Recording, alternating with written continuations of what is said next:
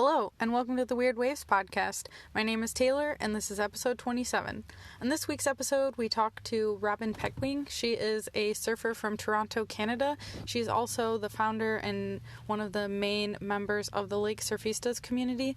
This is kind of an interesting episode because we kind of know each other, or we kind of knew each other before sitting down for the interview. So it was kind of like sitting down with someone that you sort of know. So the beginning of the episode, it's a little bit of a introduction and get to know you on a different level because we've already talked to each other quite a bit. So that was kind of funny and interesting.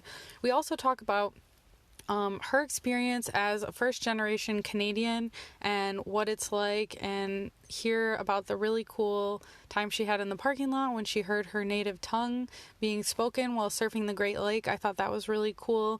And we also hear a pretty gruesome and detailed oh shit moment while surfing. So I really hope that you guys enjoy this episode. So it's morning here. I almost said good morning, but good afternoon, I guess I'll say. Good morning, good afternoon, good night. So, how are you? How's it going today? It's going well. Busy, but good. It's really cold outside.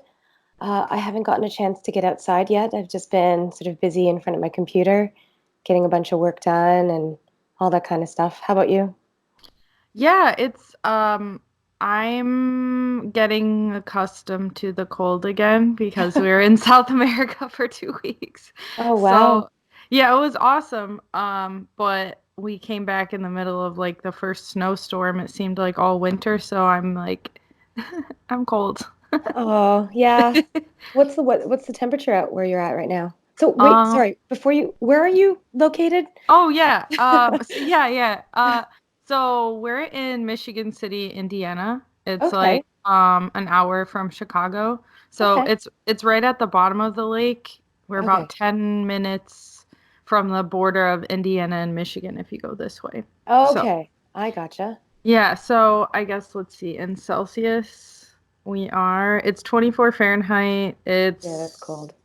It's -3 Celsius. Okay, so it's about the same Yeah. here where I am. And I guess your lake effects are a little bit different from our lake effects.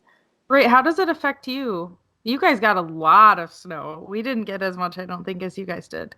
Yeah, I mean, like we got a lot of snow on the weekend. It was a bit of a snowstorm. Huh. I mean, not as much as Newfoundland, which is a whole other different province, whole other climate, and that's obviously very far away from where I am. But it's funny because like people were complaining about the snow and all that stuff, but it's normal. Like Yeah. it's Canada. It's this side of the Great Lakes. We do get a lot of snow on occasion, and I mean certainly there's been seasons where it was like unseasonably warm, but I think it feels weirder if there isn't snow. You know what I mean? I totally agree because it's been very brown here. We had like Yeah. one snowstorm right at the beginning, like right before Thanksgiving, and Mm. then like nothing until this. So Yeah. I Yeah. agree with you. Like we live in the like for us it's the Midwest. For you guys are the I don't know, northwestern, but it's like there should be snow. I don't know. It's just and Yeah. it looks prettier in winter with snow. And I also like I do like that I can surf in the snow. I think there's something kind of like cool about that. So I'm For not a sure. snow hater. I'm a I'm not a snow hater. I'm a slightly cold weather disliker. Okay. I've managed to acclimatize, having grown up here, but my like ancestral blood just is like freezing all the time. So there's a constant like flux in my head of like, oh, you should appreciate it. It is what it is. It's Canada. And then the other side of me is like, what the fuck is this? Like, no, get out of here, escape. So it's always that mix. But you're right. Like you might as well be have the positivity and find the things that you can do and love to do here. Or else you're just gonna go crazy. Exactly. It's exactly right. So, which you're in Toronto or around Toronto? Yeah, so I'm just outside of Toronto right now in Durham region, which is literally like I can walk to the city border from my house, so it's not like I'm far. I'm in Pickering, which is in the Greater Toronto area, but I was born and raised just just north of the lake shore. So I've managed to live my entire life approximately a kilometer from Lake Ontario. That's amazing. So it's been, yeah. So I'm here, but I've kind of moved along the shoreline throughout the years, but never ever strayed away from the lake shore. And how did you start surfing? Was it always a part of growing up since you were by the lake so often, or? Um, no, not surfing, but lake life and water life and just the appreciation of water and it being part of me has been always a part of me. My parents are originally from the Philippines, and unlike, or not unlike, but unlike a lot of my other family members who are quite devout Catholics, my mom and my dad especially were very much into um, a very Filipino indigenous way of appreciating the land that we're in, which was a lot of appreciation and growth for plants, for the land that we're on, for the water that's near around us, and just taking advantage of what the good things it offers and the things that we can reap from it, and and find a lot of happiness in that. So, um, my parents, when they first immigrated to Canada, they lived close to the lake, and they just kind of never really went away. And so when I was a kid, obviously I knew about surfing as a young age, but having grown up here, a lot of other people, you didn't think that you could ever surf here. Like it just wasn't part of that general understanding of what's like around in Toronto or Canada even. Um, Completely foreign to me geographically. But we did have a small fishing boat when I was quite young.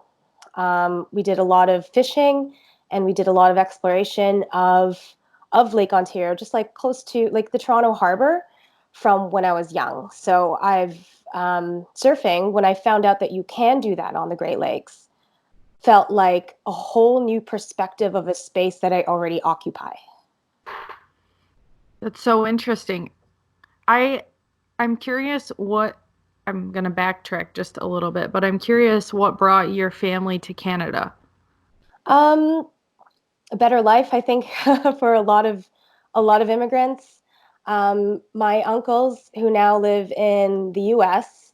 and living their own water lives, actually, um, my one uncle, my uncle Willie, who's a nurse, he was first recruited by a hospital in Toronto, and there was a huge wave of immigration of Filipino nurses that came to Canada, and my uncle was definitely one of them. From there, he sponsored my other uncle. Those two now live in the States, and they sponsored my dad, and then my dad came here.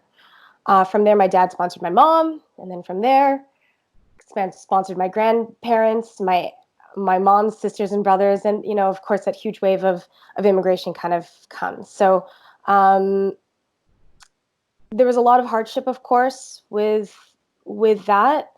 I think a lot of it, which isn't really spoken about in my family, it was that displacement of where we came from because they were so busy trying to sacrifice and try to make a better living for all of us and for themselves, that that displacement of that land where they came from uh, was seen as like, okay, that's our vacation time now.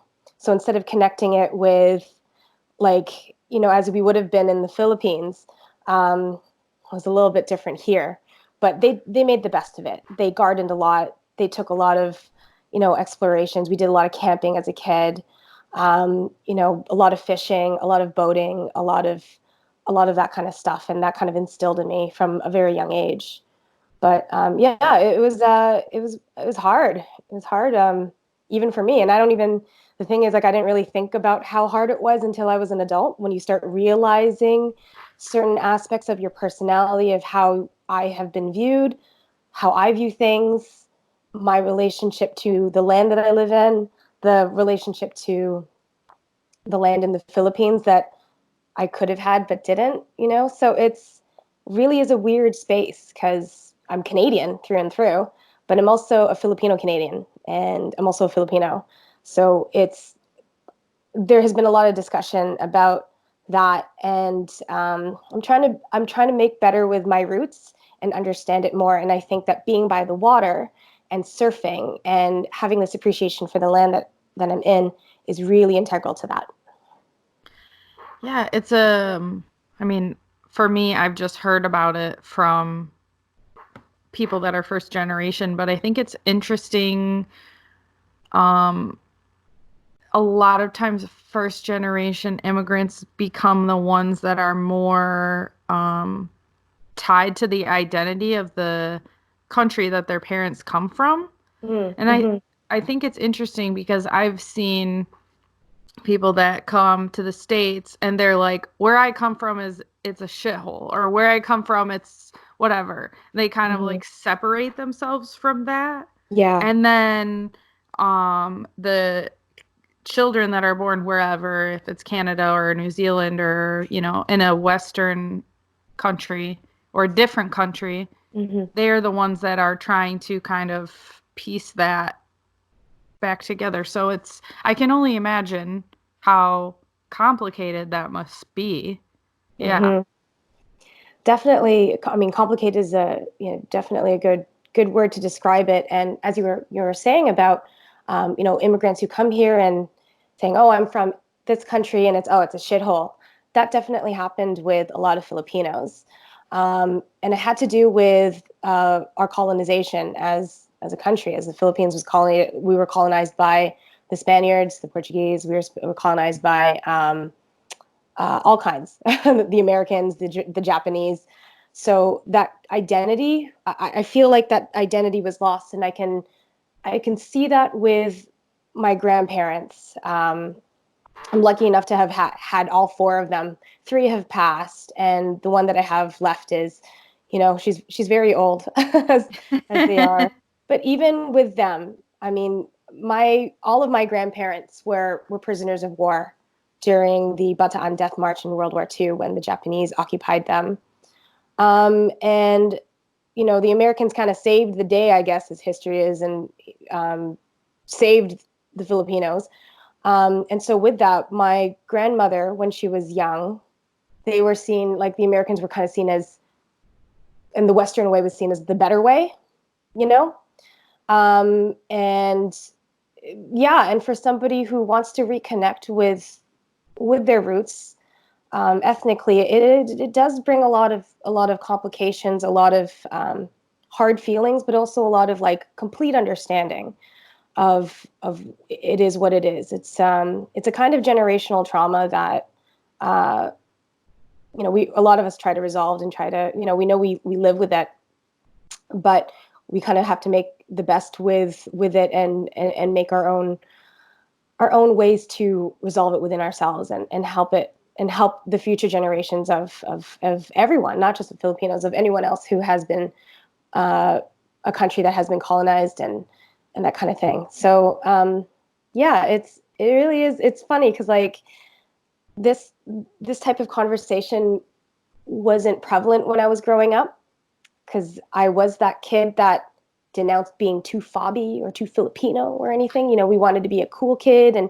you wanted to, blend in and all the Western stuff. And that's just being, a teenager in the 90s and teenage danks and all that kind of thing. And, it made sense then. And I wouldn't have expected myself to try to reconnect with roots then. So I try not to, be too hard on myself for that because it is what it is. Yeah, and I think, I don't know, this is an outsider perspective, but I would assume that anytime you want to reconnect is the right time. If that's what I'm hearing. I don't, like I said, I don't know what that's like, but from my friends that I met or that I know, it kind of sounds like that seems to be the common theme. And more people are talking about it because there's so many more first generation kids that are willing to speak, and even second generation, or Hmm. that have that tie. Their grandparents were the ones that came over, but everyone was in the same house together, and it's kind of like, I don't know. I asked the question because it's an interesting insight into something that, not everybody's going to understand. Hmm. Definitely. And you're right about that. Like, there's no better time than now to reconnect. Um, and I also see that as like the ones who hold that information, our living uh, our living relics, like our grandparents and stuff, and our parents, who hold that more of that kind of cultural information because they lived there, or anyone else who has lived there. They are the key to it. Um, so yeah, if you don't talk to them now and ask questions now and get those stories from them now, one day they won't be there, and then that information is lost, and it just becomes that much harder to get it, and it just makes it that much. Yeah, the more time passes, you're right, it does become harder. So And how old were you when you figured out or had this discovery of surfing on the lake? I was so I've always been into surfing. Okay. So I truth be told, so I have my cousins in the States they were a couple of years older, and they were always into extreme sports, and because they were like, the cool older cousins from the States, they were always like into X Games and not roller skating, sorry, snowboarding. Surfing and that kind of stuff. And because at the time they lived in Connecticut near the ocean, it was like that's kind of, more oceany stuff is that we did when we were there. So had always known about it. And thanks also to Baywatch, Oh, the yeah. original Baywatch series. Not gonna lie, I would take in that and take in Melrose Place and 90210 as like, and that was like my way of seeing surfing at home on TV in the early 90s. So it was always fascinating to me. It was always so fascinating to me. But my connection with water it wasn't far fetched because that was always there. So in 2000, yeah, 2000 or 2001, my family and I went to Hawaii. I wouldn't say I learned how to surf, but I went surfing for the first time. And then a couple of years later, I think it was like 2004, 2005, um, around the time I finished university, I planned a trip to Tofino because I had found out you could surf in Canada. And surfing in Canada was like, oh my God, you can surf in Canada, but isn't it so cold and all that? So in researching my Tofino trip, I found out you can surf the Great Lakes. And that was about 2000, 2004, 2005. And I don't know what happened, but no, I know what happened. It like literally a switch just flicked in my brain, and was like, I need to do this. Like it has to get done. I will dedicate as much time and resources and money and research and anything as possible. I just wanted to know everything and anything, and how do I get started in this? So yeah, it was about 15 years ago that I learned you could surf here, and it's been a humongous journey ever since.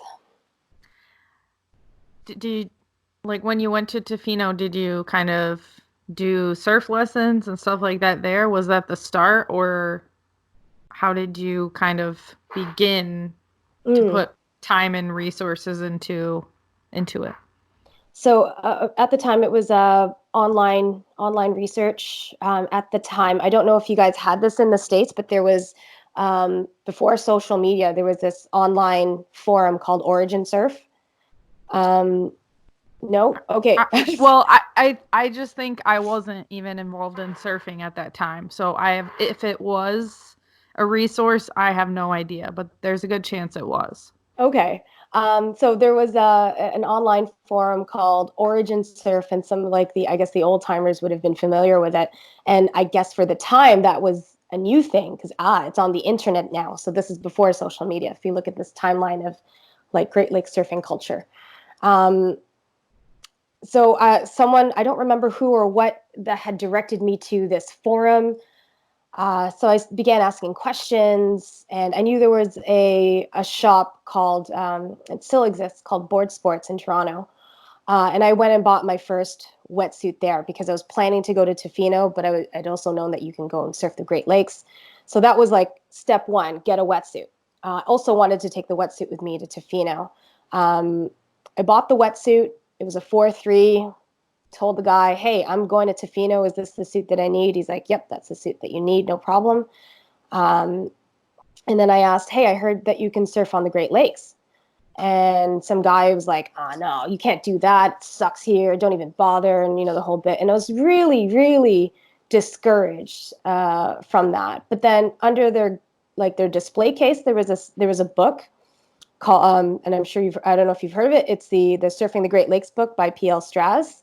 It's like the one book that exists for Great Lakes surfing. Like, Yeah, yeah, it's like a paper one, right? yeah, yeah. Yes, we bought one when we were at Surf the Greats. Yes. Yeah, Okay. it's a little bit hard to find now, but like Yeah. yeah, so I bought that on that day, and it was just like, but if this guy says it sucks, then why is there a book?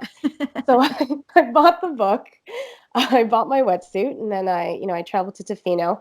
Um, I was lucky enough to have a couple of friends that already lived in Vancouver at the time, so I went with them, and it was a whole group of girls. It was my friend Jessica, um, and some of her friends on the island. So it was like a legit girl surf trip. We stayed in a hostel in Ucluelet. We looked at maps and we rented boards, and it wasn't a surf, like we didn't take lessons or anything. Part of it was also ego because it was like, I've surfed in Hawaii, I could do this, Yeah. and quickly find out you get your ass handed to you very fast. So, but we stayed out there for a few days, and I just kept trying and trying and trying, and yeah, that was like my very first legit surf trip. Yeah, and then I came back and I was like, okay, I've surfed Tofino. I'm gonna go surf the Great Lakes now. I'm gonna keep this going. And then it just kind of went from there. Did more studying, did more research, read that Great Lakes surfing book from back to back, like many times, notes. Like I should show it to you. Like mine's all destroyed. Um, and one of the things that was really surprising to me is that a lot of these spots that they had mentioned along Lake Ontario and Lake Erie were places that I had frequented and had gone to before many, many times as a kid, whether or not we launched our boat out of there or we just kind of explored in the summertime. And I was like, really? This place is a surf spot? Like, I live 5 minutes away. Um, and I think it was also a part of me that wanted to make up for lost time. Um, yeah. Yeah, it's been integral and part of my life since. It's so interesting. You'll have to send me like a picture of this book we Yeah. with all the notes in it. That's pretty cool. Yeah, like the spine's all destroyed and everything. So, what I know in your bio, it says that you're the original surf girl for Surf Ontario or something like that. The original. So, Yeah. how did that come about? So I'm actually Surf Ontario's very first employee. Okay, there it is. And I still am. I still do a couple of shifts there a week, once or twice a week. I'm there, depending on my own professional schedule and my family life and stuff like that. It was um, basically I've had some kind of a role there since 2011.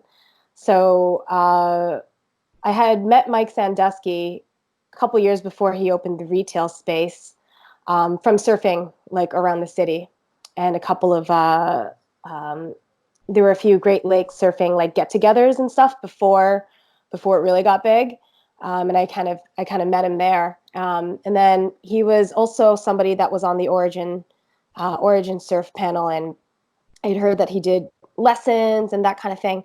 Um, I eventually bought my first stand-up paddleboard actually from his garage, um, you know, 2009 or something like that, 2010.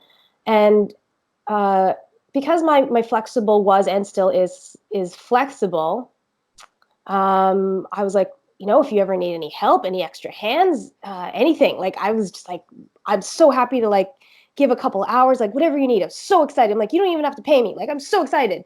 I just want to be part of the team. And lo and behold, one day in like November 2011, he's like, hey, we need some extra hands. We just kind of like opened up a storage area on Eastern Avenue in Toronto. Can you help? And I'm like, oh yeah, absolutely. And then now the store is a huge store now. Um, we carry everything. We can get anything that you need in regards to surfing, either in the Great Lakes or beyond. We've got it. So I can confidently say that if you bought a surfboard or your very first surfboard from Surf Ontario in the early 2010s, then I likely sold it to you. That's awesome. That's one thing about Toronto. You guys have such a, I don't know, it's the community there, it's really special, I think. It is. It is. It's grown so much, and I think that's what's a little bit overwhelming to me because it's when you have that lived experience where you've seen it the way it was before it is now, I guess. Hmm. uh, it brings in, and even guys who started surfing like 5 years ago will have seen even a huge amount of change from 5 years ago. So yeah, the scene here is really special, and I think a lot of it has to do with, I mean, just our population, our numbers, our geography. We're close to a lot of the lakes Hmm. in southern Ontario. Um, yeah, and social media did play a huge part in it. Is that why it's been growing so rapidly I in think so. Toronto? Yeah. I think it is. The word's been out for a long time. Um, I still don't think it's quite mainstream. Stand up paddleboarding and like paddling in the summertime, that's certainly become a lot more mainstream. And with that sport being is what it, I mean, it's a big giant surfboard, really. Um, Anybody who just wants to paddle and had no idea that you could surf, or excuse me, or may have been interested in paddling because they're like, ooh, it's kind of like surfing. That becomes that gateway. Hmm. It's like the gateway drug to surf, stand-up paddling. So that plus population, plus just social media and shops opening, and a lot of passionate people speaking about it media attention. It kind of rolls into things. Yeah, it's just really cool. It's cool to see. Like when you're there, you can feel that we didn't get to surf while we were there, but you can just kind of feel that, I don't know, it's a different kind of energy. It's really cool. It's very cool. When did the Lake Surfistas come about? So we were originally called Ladies of the Lakes, and Lake Surfistas. So we had Lisa Parks, who's a artist and Great Lake surfer. She now resides in Florida. I had a party once. I had like this crazy party. A whole bunch of surfers were there, and it was such a good vibe. And she's like, you know what, Robin, we should get together and get a whole bunch of people, like a whole bunch of women together. It'd be a great idea because it's the scene's growing. And this was 2014, and I was like, you know what, you're right. The scene is growing. It would be great. I have been thinking about doing this for a very long time. Let's do it. So we had our first Ladies of the Lakes down at Pleasant Beach, with thanks to the Wildwood Surf Club, of which I'm also a member of. So I use those connections in my Surf Ontario connections and Wildwood connections, and just like my general knowledge of people who were already surfing around here. And I was like, you know what, like, let's get the women out. He wants to come out. And it was, that first day was really wonderful. It was about 30, 25, 30 women. And it was so informal and it was so chill. There was a fire, there were children, there were like, it was just so great. Um, and we kept it going because after that first year, they wanted, like, we wanted to do it again. It left our hearts so full of meaning. Couple of years later, Lisa decided to part ways. Her life took her elsewhere, and she's like, you know what, take, you've got the full reins now, and it's on you. And I'm like, all right, let's do this then. So I elicited the help of, I needed some other people because I was like, I can't run this by myself. It was Lisa and I that was doing it, and I was like, let's get some other people out and help make this bigger than what it is. So Shazia Mazhar came to the plate and she helped out. Same thing with Kristen Hanna, who also works at Surf Ontario right now, and Sonia Jaffer, who has been a very long time female surfing friend of mine for years. So the four of us just started to, do some planning, and we kind of rebranded as Lake Surfistas, knowing that the vibe and everything from the last 2 years was going to be the same. So yeah, and then the online community started. So that was pretty awesome. And then, again, with social media and that kind of thing, it just kind of starts snowballing.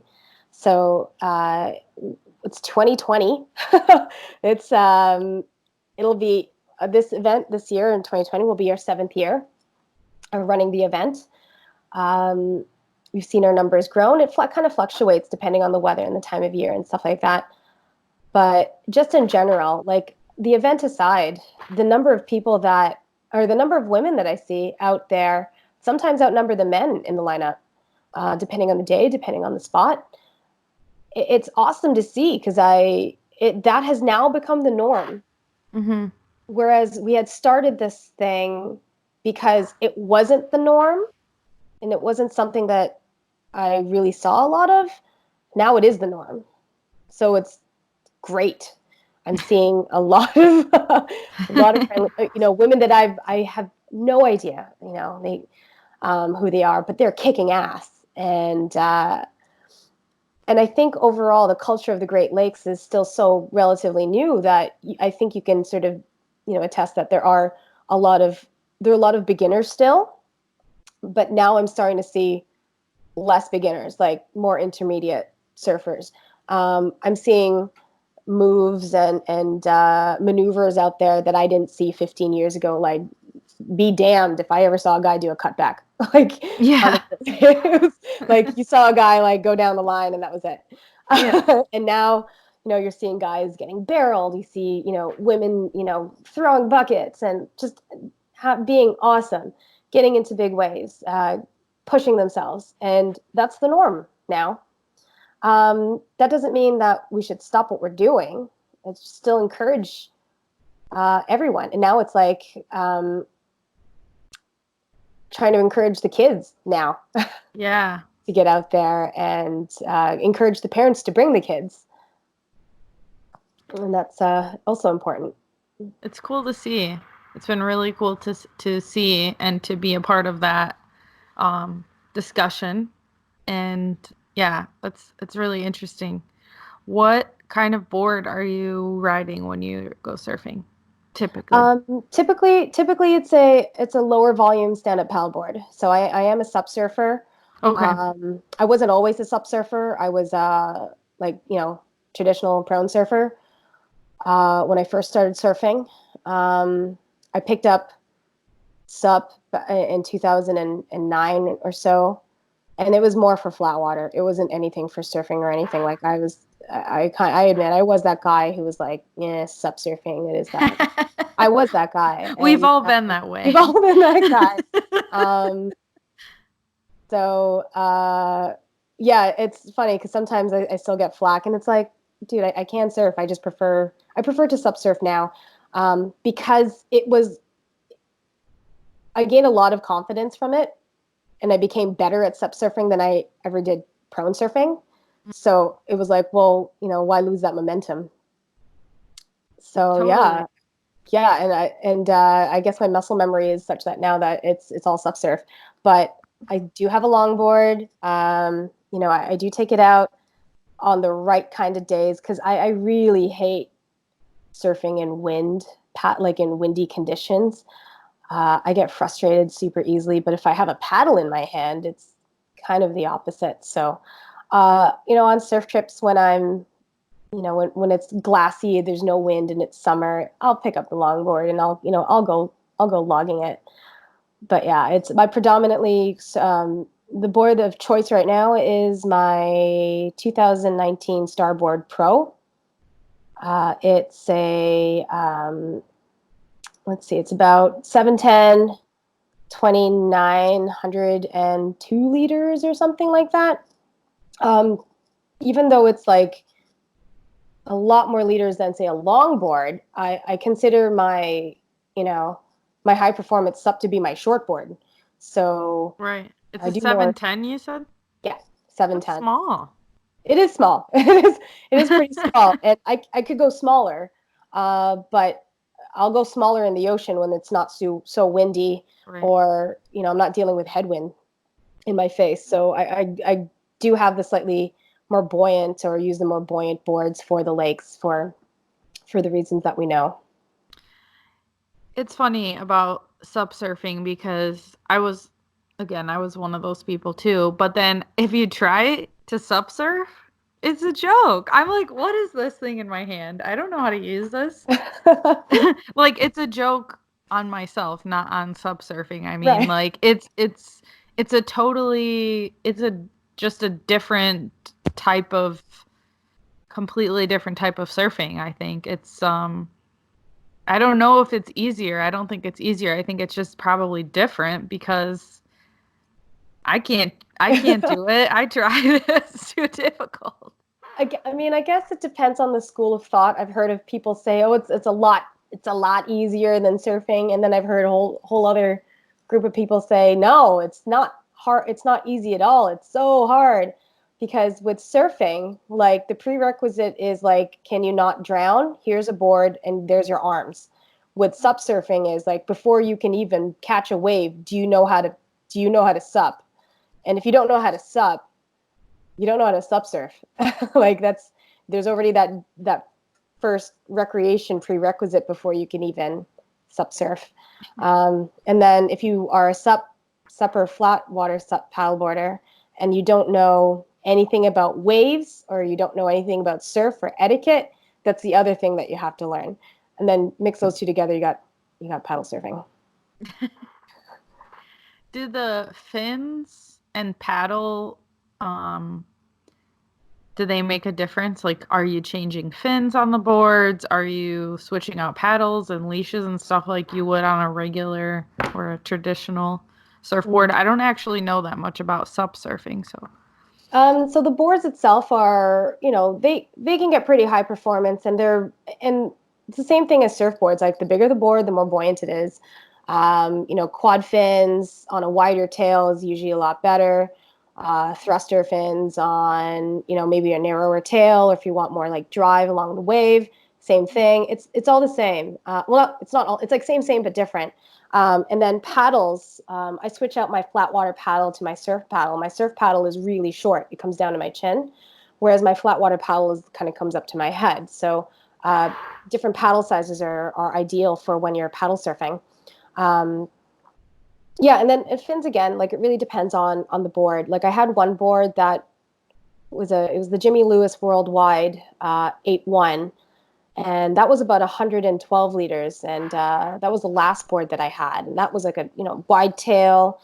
It was an awesome board, and I rode it with quad, like Futures quad controllers for the longest time, but realized that I was having a lot of problems turning, and it was because it was just way too much drag on that fin. Like it was just too much fin.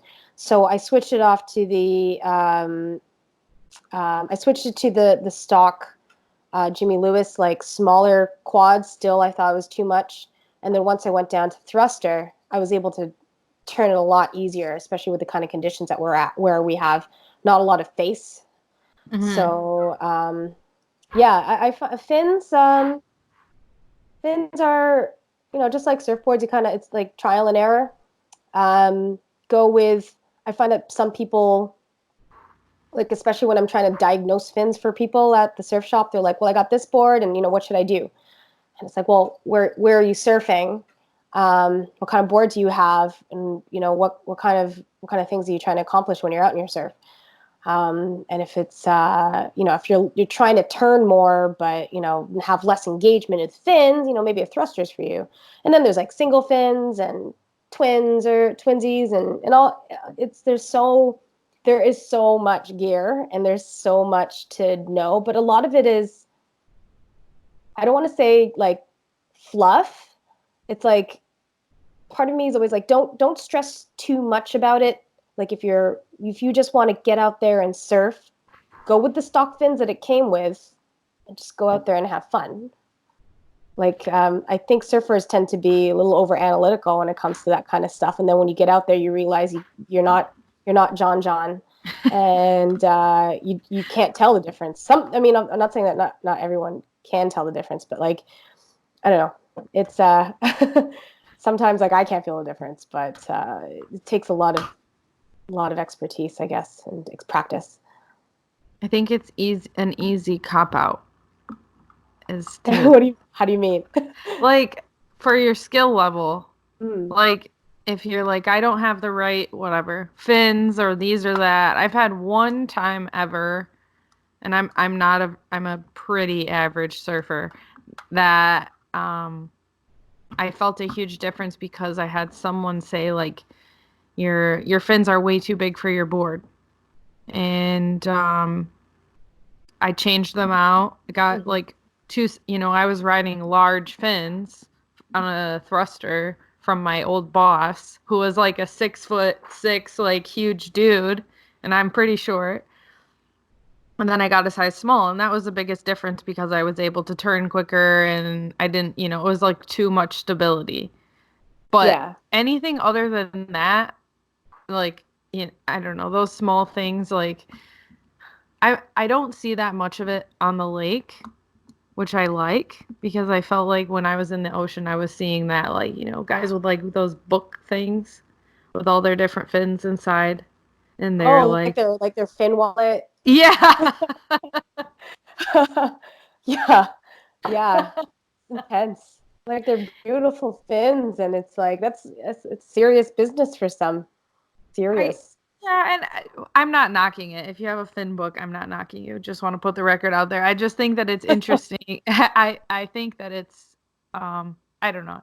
It's funny. I think some people, like you said, are really interested in the technicality of those little small Little things.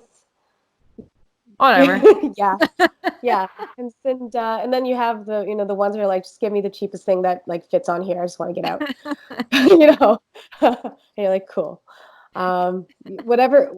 The thing about surfing is that it's such a personal sport. And it's not even like, sometimes it's not even a sport. Sometimes you're out there for sport and sometimes it's there for recreation. So it depends on, your mindset at the time, and what you're doing, and what you're trying to accomplish at a session. It's deeply personal, and some people are gearheads and have like all these things, and that's what makes them happy. And trying out all these different things, helps them analyze their own skills and everything, and that's great. And others aren't as like that. Um, uh, I'm not going to say serious about it because yeah, again, I don't want to knock the people who do have that, because Right. it's an important thing, and I am a bit of a gearhead too myself. So, um, yeah, yeah, just like how surfboards are a personal thing, and the kind of Totally. waves that you want are like, some people want like the big barreling, and other people are really happy with that, chest high roller. What do you prefer? What are your favorite waves? I like I like waves that have, for me, it's a little bit less about size. Like, I don't like anything really, really big, like too big. I've definitely been that person who multiple times was out there when I shouldn't have because I got really, really good at getting out to the waves, but not very good at surfing the bigger waves. So I was kind of like a liability for all my friends I was surfing with.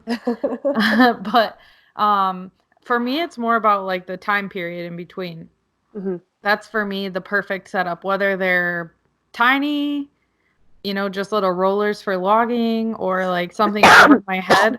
I find that if there's a good space between the waves, then that's my favorite. And like a day on the lake where there's a good spacing in between the waves, it's so rare that I think it really you kind of can realize how it affects your surfing. Oh yeah. Uh, when I was in Uruguay and I was surfing and there was so much time in between. I just realized how on the lake you have to do everything so quick because it's such a quick there's no time in between the waves. And the guy Hmm. I was surfing with was like, "You can slow down. Like you're not gonna catch these because you're trying to pop up and you're not even like on the wave." So for me, this like having that extra time is my favorite. It's totally that's the best possible conditions for me. The wind and the cold and the size of the wave, as long as it's not like double overhead, I'm totally sweet with it. But you give me like a good time period between the waves and I'm like, yeah. I feel that. And you really do like appreciate that so much when you go from lake to ocean and you're like, holy shit, I'm just kind of like bobbing here, I'm chilling. Hey, look, there's a seal. Hey, look, there's look at that coral reef down there. It's super chill. Let me go take a dive down. Like one of the things that I love doing when I'm ocean surfing, especially like on day one. It's like, okay, I'm here now in whatever sunny location that I am in, and I was in the lakes, and lake's my life. One of the first things I do is like I paddle out there and I just dive down, all the way down, and I look for reef, just like myself, and knowing that like my board is floating up there, and I don't have to wait or I don't have to be worried about it getting crashed or and the fact that I could even see underwater, like instead of good old Lake Brown. That's true. Yeah. I guess we're pretty lucky in our spot because some of the times it's like so clear. It's insane. Even on some days when there's waves, it can be really clear and you can see the bottom, which is cool. I mean, there's like 12 fish. It's not very like colorful, but it can be pretty clear. I Yeah, I mean, there's good and I don't want to say good and bad, but it's just so different. Like I forgot who I was talking to, but we were talking again about time periods. Like Mm, you give me an 8-second time period on the lake, I am not coming into work. Like no, and no one else no is. one is. It's board meeting time. Like exactly, like no one is coming in. Everyone is out there, even if just for whatever, half an hour. It doesn't matter the size. It's like, but I think also that's special. It is. We have this variation in our waters that doesn't happen in the lakes, or sorry, in the ocean. But they are. But I find that a lot of the physics of it, like of how rips and that kind of stuff, that it all happens on the Great Lakes or in bodies of our bodies of water. But it's like, what's the word I'm trying to say here? It's like miniature. It's like down to scale. It's Yeah. like you see those perfect tiny little waves that are like literally this big on the right conditions on the shore. It's like, it's that can happen here on a bigger scale. You just need the right conditions for that. Um, yeah, it's really neat how how different each spot is, how it reacts. to different winds, to different waves, and that kind of thing. It's I do want to explore Lake Michigan and Lake Superior. Those are the two that I haven't surfed yet. It's Lake Superior, I think, has more, it seems to be more point breaks than we do. We have a lot of beach breaks, Mm. and we have a lot of like point breaks from piers. Mm. But Mm-hmm. Lake Superior has a lot of like different types of rock formations. It looks like Alaska.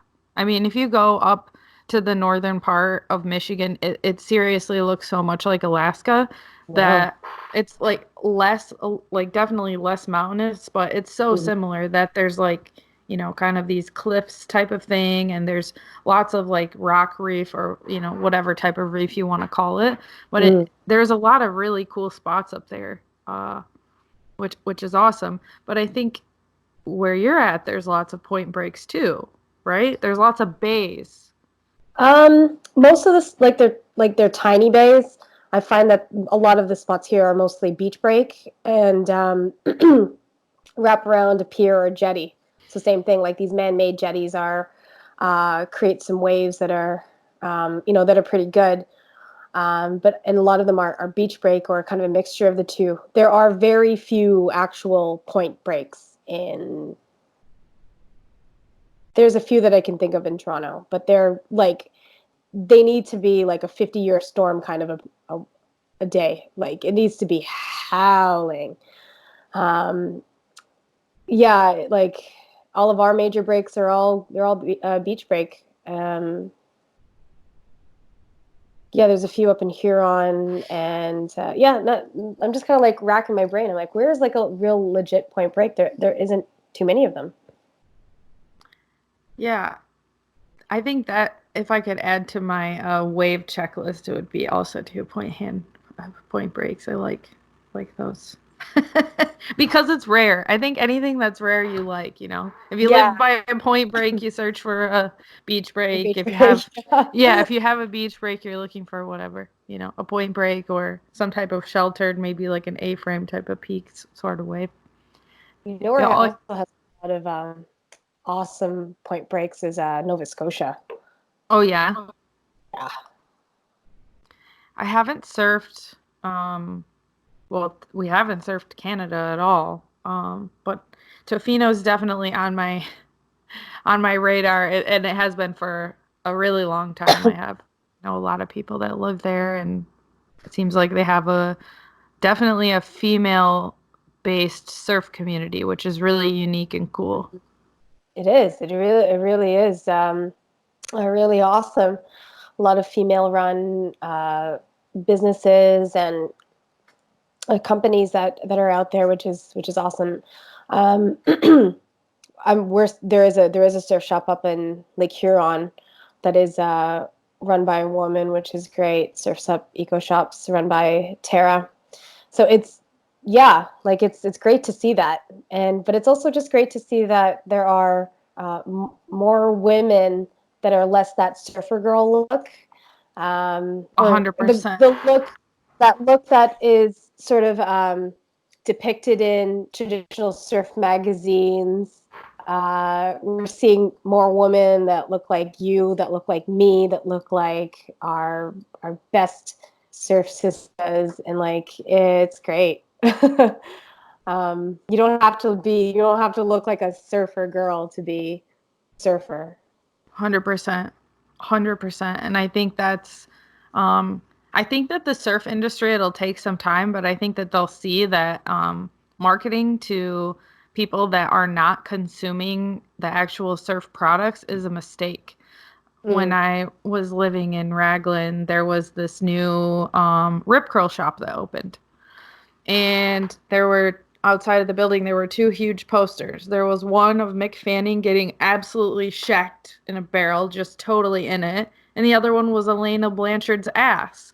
And the women in the town raised hell. I mean, seriously. It's like you've got Rip Curl sponsors Big Wave Surfers. Why would you not women? Why would you not? And they ended up changing the poster to, I forgot which girl, maybe it was Bethany Hamilton, Mm. you know, and but I think that they're finding that, you know, okay, you show Elena Blanchard to girls that don't surf, because girls that don't surf, they either look exactly like Elena Blanchard or they don't. There's Yeah. no middle. I think it will slowly start to change. And you know who I think is doing that well is Hyperflex, actually, because they're Yeah. making awesome products and they're Yeah. not shoving asses or sexy whatever in our faces. Yeah. It's because like I mean, don't get me wrong, putting on a rubber suit is already pretty sexy as it is. Like it's Totally. you're putting on a rubber suit. I don't know what's sexier than that. But just no disrespect to Alana Blanchard's really beautiful ass or Of anything. course, But me, yes, me too. there's a huge market of women that just don't look like that in or out of the water. And it's not there's no blame on her, but it's all about the ones who put it up there and the marketers who think that this is going to be bringing the bucks, and continuing to put that kind of an image out there that is beautiful but unrealistic, Mm-hmm. for the general, for the masses, you know. Um, my ass is not that tanned right now. It's just not. um, And even if it was, you're not going to see it when you're no, surfing. no, not on the Great Lakes. No way. Like even in those summer days where it is warm, like I'm still wearing like a shorty wetsuit. Yeah. It's just just for that extra to take the edge off and everything. But maybe they should come up with. I've always thought about like some of the Lake Surfistas organizers and I, like we joke about like some of the interesting products that we could come up with that would Like a be fun, calendar. like a or like a wetsuit with, instead of it all black, like a picture of your ass on it, like, or just something profoundly ridiculous, Yeah. just to show how like ridiculous it is. Or yeah, but there's so many pretty wetsuits out there, so many Totally. things. You don't have to be naked to feel pretty, but if you feel naked and if you are pretty and you are naked, like, flaunt it, like Totally. whatever And I'm not, makes you feel comfortable. I'm the um, same way.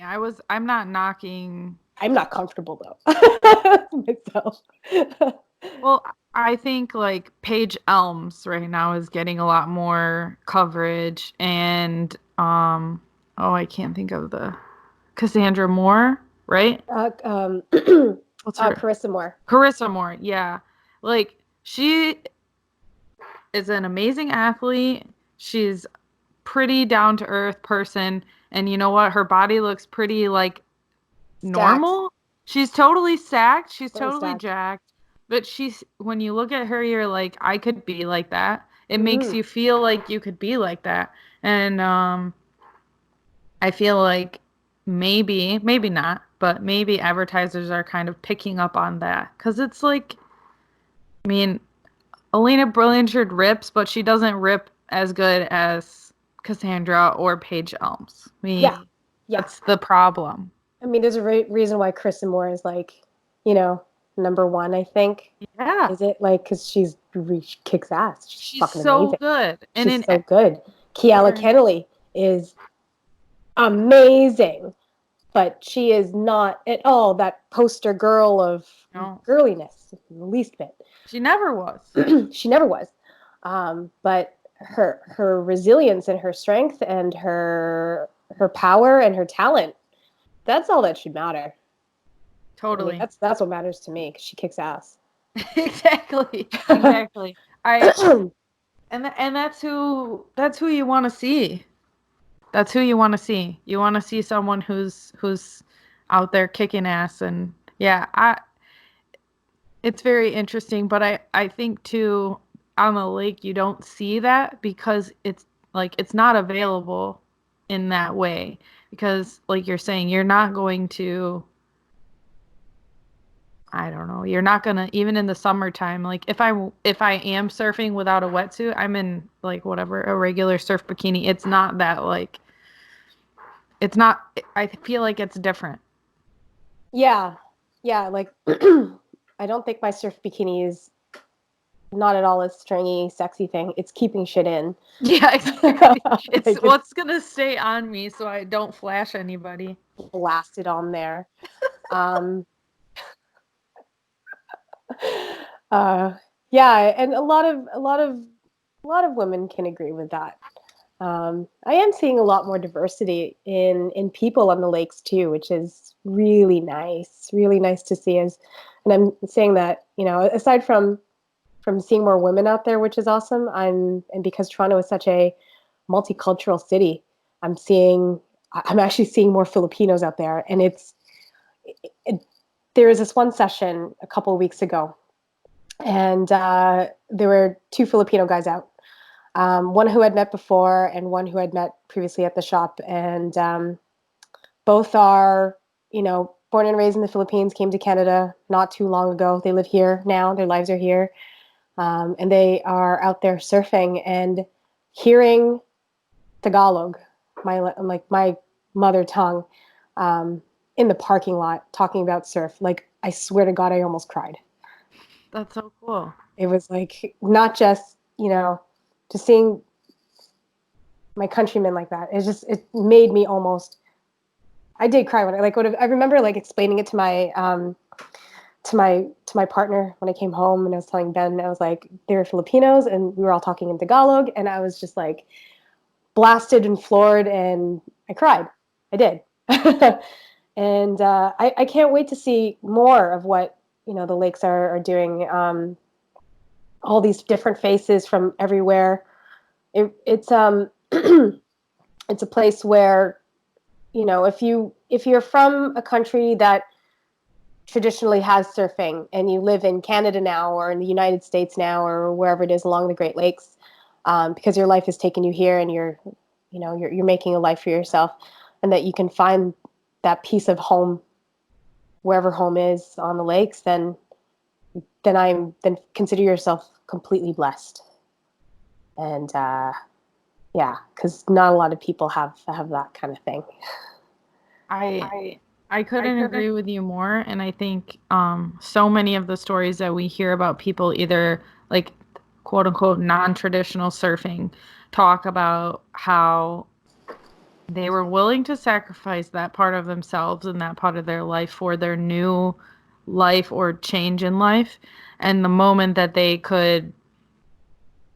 but they found out that it didn't have to be like that. It was just a total change of life for them. It's such a common thing that you hear. And I do wonder if that has something to do with the growth, Mm. because as society gets more and more global and you have people living in this city for 2 years and then they move to a different spot for another whatever 5 years, and the kind of the word of what you can do in different spots maybe becomes more accessible to people.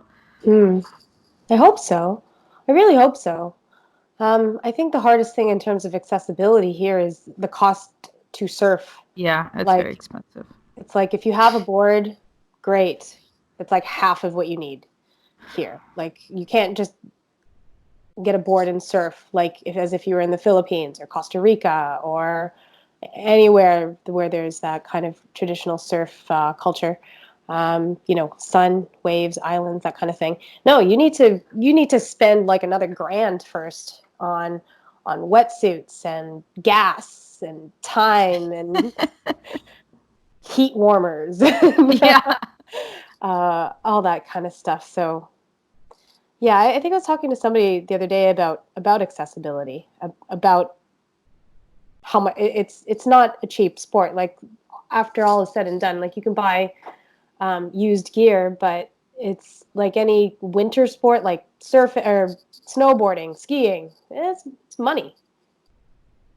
It's expensive. It's very expensive. Our first year here, me and Andre, we were doing our taxes and we were like, how where did all this money go? because it was our first like winter here, and it's like, oh, it goes towards the 4-3 and the 3-2 and then the 5-4 and the hoods and the two different types of boots and the two different types of gloves and the polypro and the we Yeah. have three boards here, and then you start adding it up and you're like, man, it's a lot. It's a lot.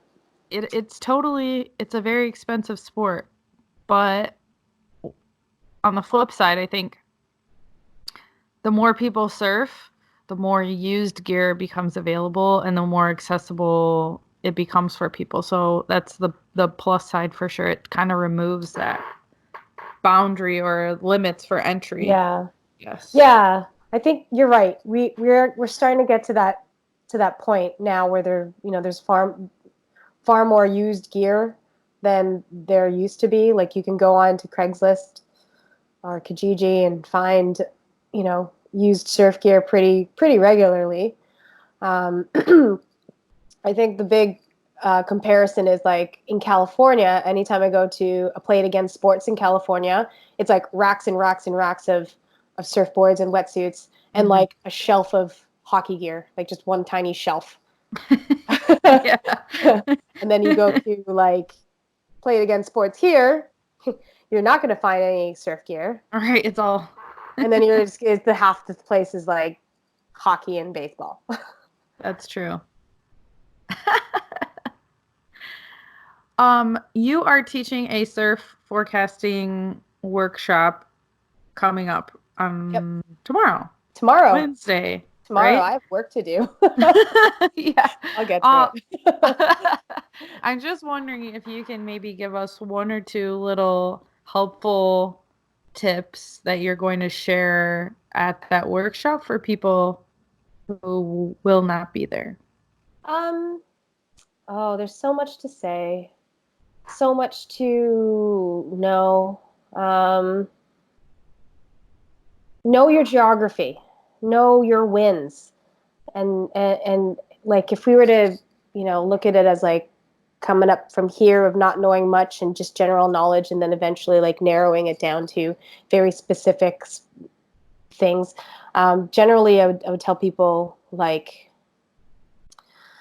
about forecasting is like just follow the winds, and you don't need necessarily a fancy app or the NOAA to look at that. You can literally look at your local weather report if it's on the Weather Network or your Canadian government site or whatever it is, AccuWeather.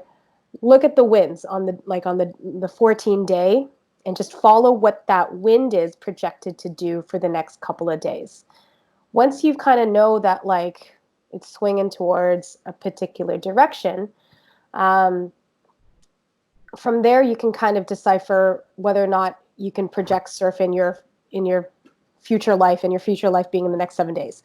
So in conjunction with knowing that, really understanding the geography of where you live. So even as simply as looking at a map of southern Ontario and looking at where you are, where the breaks are, how the land, where the land dips, where the shoreline changes, any cragginess.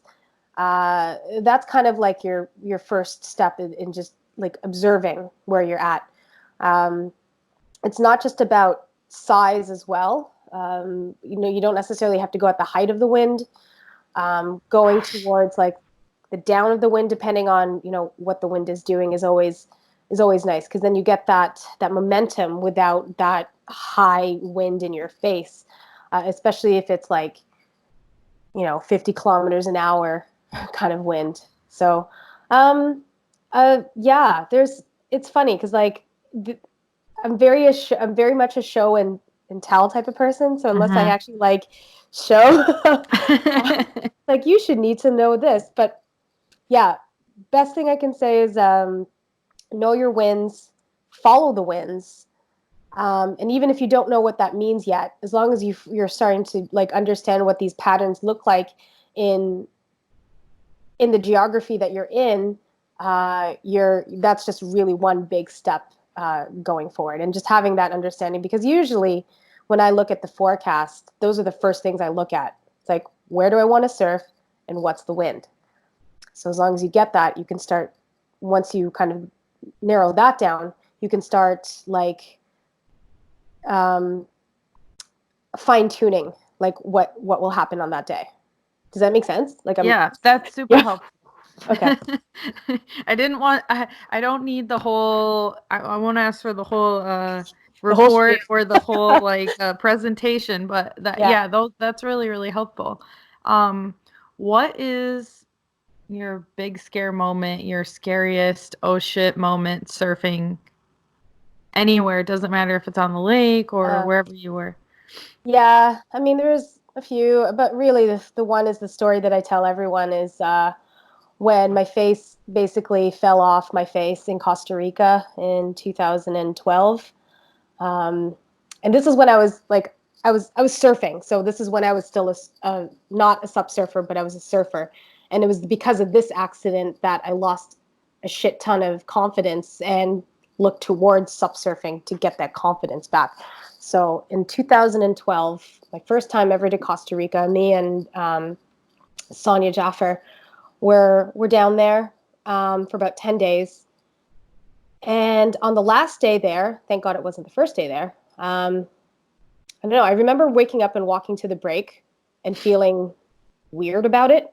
Like I could almost sense that something was happening, was going to happen. And I was out there for about half an hour or something like that. And I, came in a wave, it popped up, and I bailed.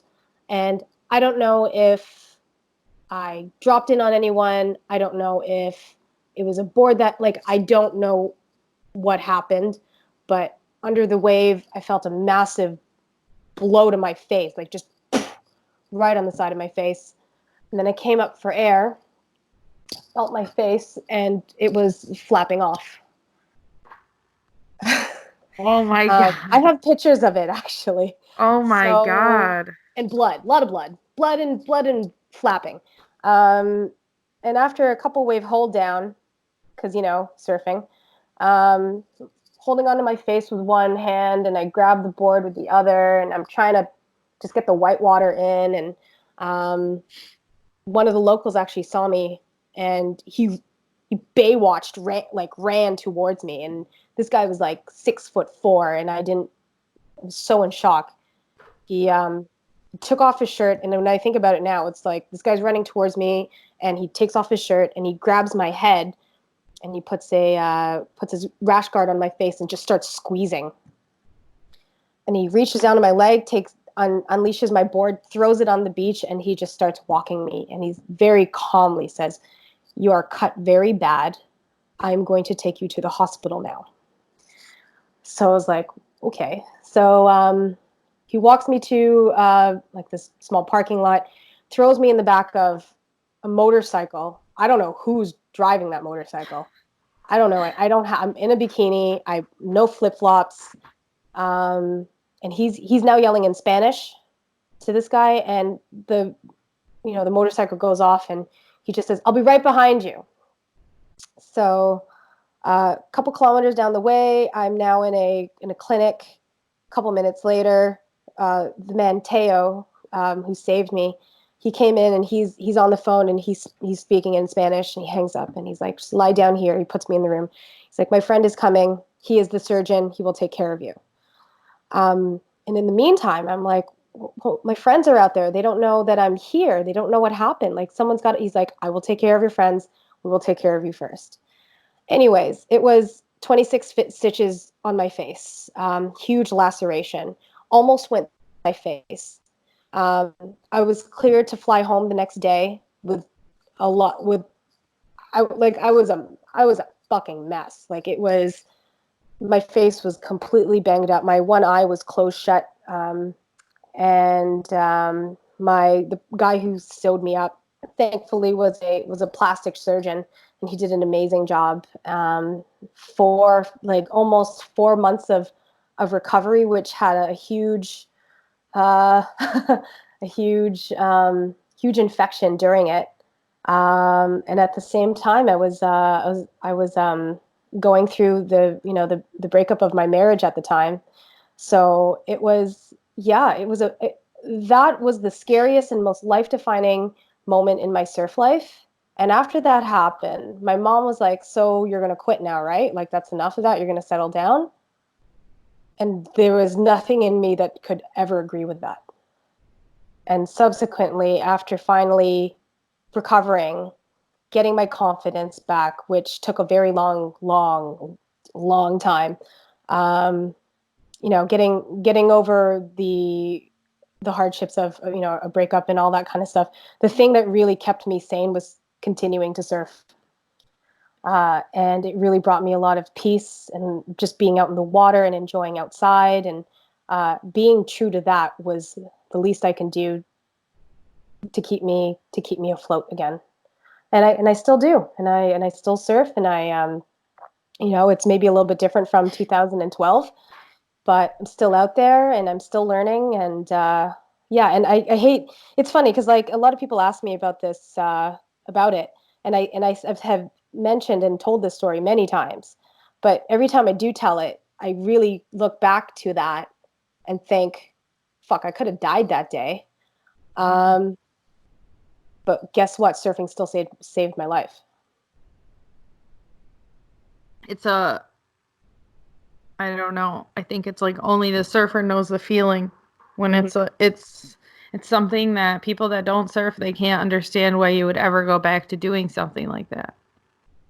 Yeah, Um, but people that surf totally get yeah, it. That's what's crazy.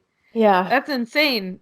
I have to say that's one of the most like gnarly stories I think I've heard on the podcast. That's pretty crazy. Yeah, it is. I mean, it was a gnarly story. Like I don't know if you can. I still have the scar. Like it's a huge scar that goes from here to here, and then up on my brow.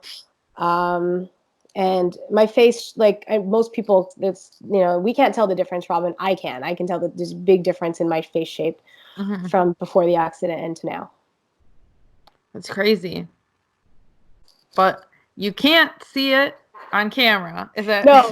does anything to help you or but you cannot see it. But I man, that's super gnarly. I'm glad you're okay and I'm glad like I think it's weird in life. You never know what's going to happen, but you also never know who's going to be around you. And like, thank God there was surfers around you because they know Oh, how to react to situations like that, I feel like. yeah. And man, like I don't know if that would have happened to you riding like maybe like a moped or in a car or something, you don't know who would have been around you.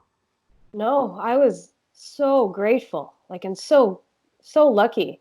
Because, like, if you think about it now, from the time of the accident to the time I got sewn up, it was about half an hour, maybe. Because, like, it was Jesus. like this guy saved my life, and Sonia was there, and she played a role in saving my life. It was like the town that was there had all heard about it, and we're all like, holy shit. Um, but I think about like would that have been able to have happened here? Like if that happens to me or to anyone here or in America or in Canada, could you get sewn up in half an hour? Like getting yourself out of the surf and like response time. And I mean, I don't know. I hope so. But it was yeah, it was very fast, and so I attribute that to the good things that were part of that incident. That's just so wild. That's so wild. I'm so glad you're okay. Me That's too. just so gnarly. Oh Yeah, my it's 8 God. years ago. I got it. I'll have to send you Yeah. the pictures. And Send I me the think pictures the and then if anybody, I won't post it on Instagram because I feel like not everybody would want to see that. But if anybody wants to see them, then I can yeah, share. there's the before sewn up and then the after sewn up pictures that the surgeon took of me. Um, yeah. Oh. That's that's insane. What is the weirdest wave that you've ever surfed? Oh, weirdest wave. This is anywhere, right? Anywhere. Uh, uh, I mean, river surfing is really weird. You know what? You know what is my weirdest wave that I've ever surfed, and I can say this with confidence without having to think about like, oh, what session that was and everything. Has to be Wave House in San Diego. Like, the big, like, flow rider type thing. Oh, okay. That's the weirdest, worst wave ever.